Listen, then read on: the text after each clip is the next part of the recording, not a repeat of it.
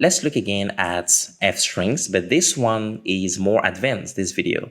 So we have a equals 5, b equals 4, and instead of just outputting a numerical value, let's say I'm just performing arithmetics, like additions, then I can print the value 9. This time I want to print a string. So I have f here, and in between the double quotation marks, you see that we are still using the brackets or curly braces if you want. And in between we have the names of the variable. You see that when I put the mouse on A, this line also is highlighted. So this is A here, this is B, they are connected together, and here I am evaluating this operation directly inside of the string. So it's going to be output as a string, but it is actually calculated before it is presented as a string. When I print this, we get 5 plus 4 equals 9, and this whole thing, this line, is a string. So you can see here even, I don't know if I've already shown you that, but let me say print. I'm going to print the type of the variable C, and you see it says str from the class str, which is a string here. So C here is not a numerical value, which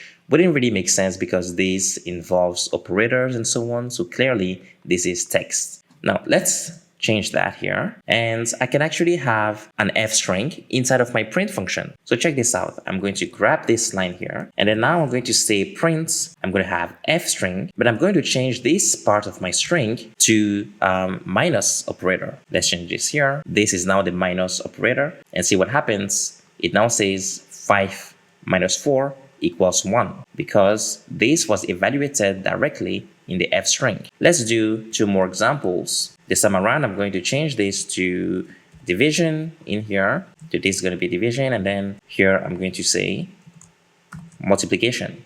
So this doesn't do anything. This part here, this is just for you to read, but actually the evaluation happens in here, in between these brackets. Now let's run this code to see if it's correct. 5 plus 4 is 9, minus 4 is 1, 5 divided by 4 is 125, 5 times 4 is 20. So this is another way to use f strings in Python. I hope you learned something. See you in the other tutorials.